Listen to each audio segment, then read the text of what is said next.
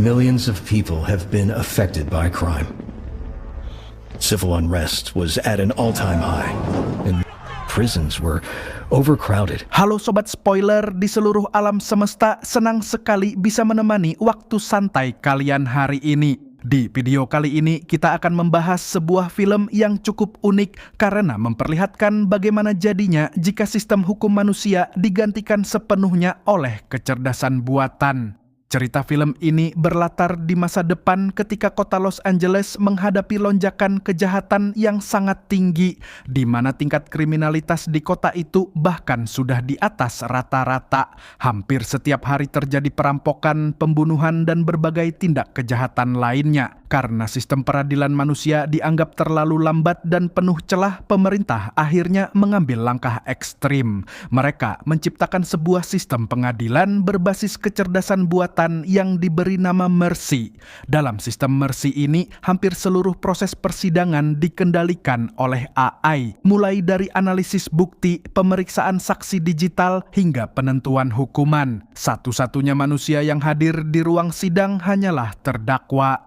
Tujuan dari sistem ini adalah menciptakan keputusan yang benar-benar objektif berdasarkan data dan bukti yang tersedia, dan hasilnya memang cukup mengejutkan. Sejak sistem Mercy mulai digunakan 2 tahun lalu, tingkat kejahatan di kota tersebut berhasil turun hingga 68%. Namun di balik keberhasilannya itu, sistem ini juga dikenal sangat tegas dan tanpa belas kasihan.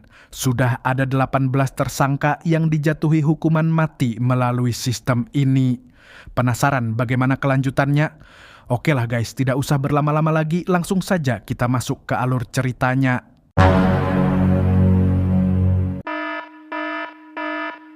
Cerita dibuka dengan persidangan ke-19 dengan terdakwa bernama Chris Raven. Ia adalah seorang polisi dari divisi perampokan yang telah lama bertugas menjaga keamanan kota tersebut. Ironisnya, Raven justru merupakan orang yang dulu membawa terdakwa pertama yang bernama David Webb ke pengadilan Mercy. Tapi sekarang dia sendiri yang harus duduk di kursi terdakwa.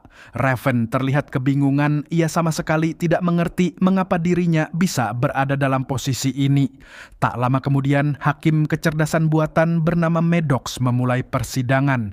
Maddox langsung menampilkan bukti utama berupa rekaman kejadian yang sangat mengejutkan. Before this court today charged with the murder of your wife, Nicole Raven.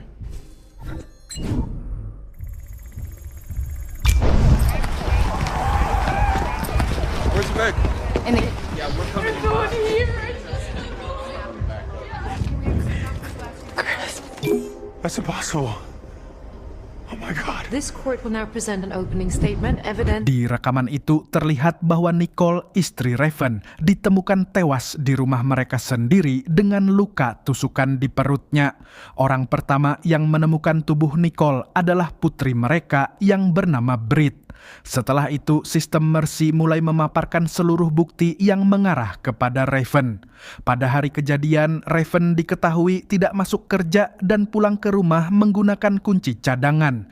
Ia berada di dalam rumah bersama Nicole selama sekitar 26 menit. Open the door. I have keys in the truck. I'm gonna go get my keys and unlock the door. Why don't you just... Do that. Do not come in here. Get out of my house. Get. Setelah keluar dari rumah, Raven kemudian pergi ke sebuah bar dan minum sampai mabuk berat. Ketika akhirnya polisi menahannya, mereka menemukan sesuatu yang sangat memberatkan. Di pakaian Raven terdapat jejak darah milik Nicole. Berdasarkan analisis semua bukti tersebut, sistem Mercy menyimpulkan bahwa kemungkinan Raven bersalah mencapai 97,5%. Jika angka itu tidak turun di bawah 92% sebelum waktu habis, Raven akan langsung dieksekusi mati menggunakan alat bernama Sonic Pulse. Namun, sistem Mercy masih memberikan Raven satu kesempatan terakhir. Ia diberi waktu 90 menit untuk mencari bukti yang bisa menurunkan kemungkinan kesalahannya. Selama waktu itu, Raven diperbolehkan mengakses berbagai data, rekaman, dan bahkan menghubungi orang lain untuk membantu pembelaannya. Raven langsung menyangkal semua tuduhan. Could be the one who is lying. Why did you return home? I don't remember anything. Sebagai langkah pertama, ia meminta izin untuk berbicara dengan putrinya, Brit. Namun sebelum panggilan itu tersambung, Raven justru terhubung dengan seorang temannya bernama Rob Nelson. Rob kebetulan bekerja di perusahaan yang sama dengan Nicole. Sayangnya, percakapan itu tidak banyak membantu, bahkan justru semakin membuat posisi Raven terlihat buruk. Sementara itu, sistem Mercy mulai memaparkan kondisi rumah tangga Raven. Sejak kematian salah satu rekan polisinya saat bertugas, Raven mengalami trauma yang cukup berat. Ia mulai kecanduan alkohol dan sering pulang dalam keadaan mabuk. Pertengkaran antara Raven dan Nicole pun menjadi semakin sering terjadi. Ketika akhirnya Raven berhasil berbicara dengan Brit, ia sangat terpukul setelah kehilangan ibunya. Namun percakapan mereka tidak berlangsung lama karena tiba-tiba ayah Nicole mengambil alih telepon dan memutus panggilan tersebut. Dengan waktu yang terus berjalan, Raven mencoba mencari petunjuk lain. Ia meminta bantuan temannya yang bernama Jack Diallo untuk menelusuri TKP. Dari salah satu video, Raven menemukan sesuatu yang cukup mencurigakan. Nicole ternyata memiliki ponsel kedua yang tidak terdaftar secara resmi. Setelah nomor-nomor dalam ponsel itu dianalisis, salah satu nomor terlihat sangat mencurigakan. Nomor tersebut akhirnya dilacak oleh sistem Mercy. Pemilik nomor itu ternyata seorang koki hotel bernama Patrick. This is not a work phone. This is a black market SIM unit. You would call it one number in the call history. The other number called from this handset is also a black market SIM. Jack pun langsung dikirim untuk menemuinya. Namun saat polisi datang, Patrick justru mencoba melarikan diri. Setelah terjadi perkelahian singkat, Patrick akhirnya berhasil ditangkap. Dari interogasi tersebut terungkap fakta yang cukup mengejutkan. Patrick ternyata adalah selingkuhan Nicole. Mereka sering bertemu diam-diam di hotel menggunakan ponsel rahasia tersebut. Namun setelah alibinya diperiksa, Patrick ternyata sedang bekerja di hotel pada saat Nicole dibunuh. Ironisnya, temuan ini justru membuat kemungkinan Raven sebagai pelaku semakin tinggi. Waktu yang dimiliki Raven semakin sedikit. Dalam kondisi tertekan, ia mencoba mengingat kembali kejadian saat ia pulang ke rumah pada hari itu. Raven akhirnya mengingat bahwa pertengkaran mereka sebenarnya dimulai dari hal yang sangat sepele. Nicole membuang botol alkohol miliknya tanpa sepengetahuan Raven. Karena marah, Raven memecahkan vas bunga kesayangan Nicole. Pecahan vas itu sempat melukai Nicole sedikit. Darah dari luka kecil itulah yang kemungkinan besar menempel di pakaian Raven. Petunjuk baru muncul ketika Patrick mengatakan bahwa Nicole sebenarnya sedang menghadapi masalah di tempat kerjanya. Atasan Nicole meminta dirinya menyelidiki rekan-rekan kerjanya karena ada seseorang yang mencuri bahan kimia perusahaan setiap bulan. Dad, you got a phone call. Dialed out, didn't you? Alright, look, I told her it was meant to her co-workers because that stuff went missing. So that's when they asked Nicole to check it out. And like I said, she wasn't comfortable doing that. Raven mulai memikirkan kemungkinan baru. Ia teringat salah satu rekan Nicole yang hadir dalam pesta barbecue di rumah mereka beberapa waktu lalu. Pria itu bernama Charles dan ia diketahui sedang mengalami masalah keuangan akibat pinjol. Raven kemudian memeriksa email dan transaksi keuangan Charles. Dari sana terlihat bukti bahwa Charles memang terlibat dalam pencurian bahan kimia dari perusahaan. Namun ketika Raven menelponnya langsung, Charles justru mengungkapkan sesuatu yang jauh lebih mengejutkan. Pelaku sebenarnya bukan Charles, melainkan Rob Nelson. Charles dan Nicole sebenarnya mengetahui perbuatan Rob, tetapi mereka mencoba menutupinya karena Rob sedang mengalami kesulitan keuangan. Fakta ini langsung membuat Raven curiga. Terlebih lagi, Rob ternyata tidak masuk kerja pada hari Nicole dibunuh, meskipun sebelumnya ia mengaku sedang sakit. Someone saw him was at your place on Sunday, and he said he wanted to talk to Nick the way he talked to me, let her know it was all going to be cool, you know, but he wanted to do it after everyone else left. Even got me to drive his car home for him. Polisi segera menuju rumah Rob. Di sana mereka menemukan berbagai bahan kimia yang dicuri dari perusahaan Nicole. Awalnya sistem Mercy mengira bahan-bahan tersebut digunakan untuk membuat narkoba.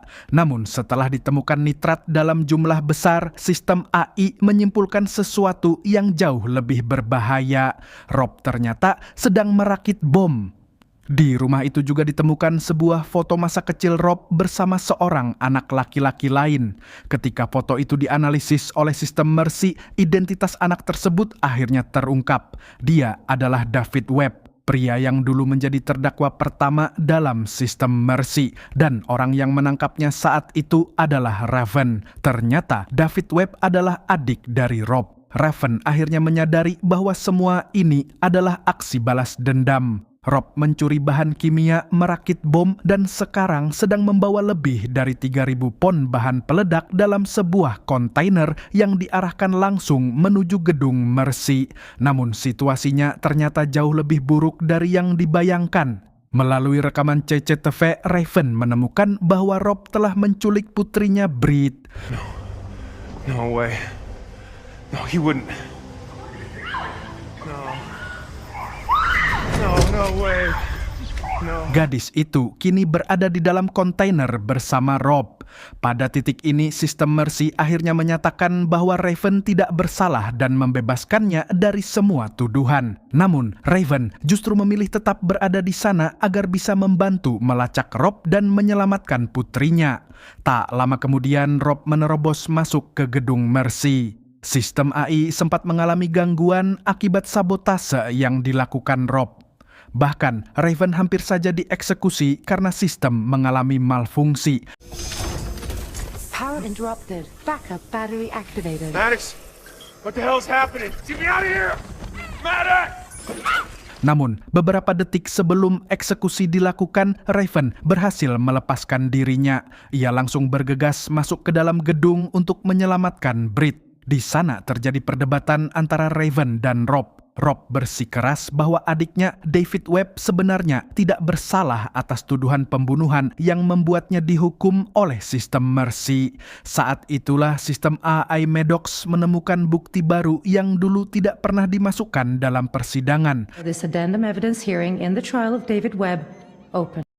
Bukti tersebut menunjukkan bahwa detektif Jack Diallo sengaja menghilangkan ponsel milik David Webb. Padahal di dalam ponsel itu terdapat riwayat panggilan yang membuktikan bahwa David sebenarnya menemukan mayat seorang wanita dan mencoba melaporkannya ke polisi. Jack sengaja menghapus bukti itu agar David terlihat bersalah. Tujuannya adalah agar sistem Mercy bisa segera digunakan sebagai contoh keberhasilan sistem hukum baru untuk menekan tingkat kejahatan. Akhirnya, nama David Webb resmi dibersihkan. Sementara Jack dan Rob harus mempertanggungjawabkan semua tindakan mereka. Di akhir cerita, Raven menyadari satu hal penting. Tidak peduli seberapa canggih teknologi atau kecerdasan buatan yang diciptakan manusia, kesalahan tetap bisa terjadi. Dan terkadang keadilan tidak bisa hanya ditentukan oleh data semata. Film pun berakhir dengan pesan bahwa bahkan sistem yang paling sempurna sekalipun masih memiliki celah. Film ini seakan mengingatkan kita bahwa secanggih apapun teknologi yang diciptakan manusia, kebenaran tidak selalu bisa dihitung hanya dengan data. Kadang, keadilan justru bergantung pada keberanian seseorang untuk mencari kebenaran itu sendiri. Kalau kalian suka pembahasan film seperti ini, jangan lupa like, subscribe, dan aktifkan lonceng notifikasinya. Karena masih banyak cerita film seru lainnya yang akan kita bahas di channel ini.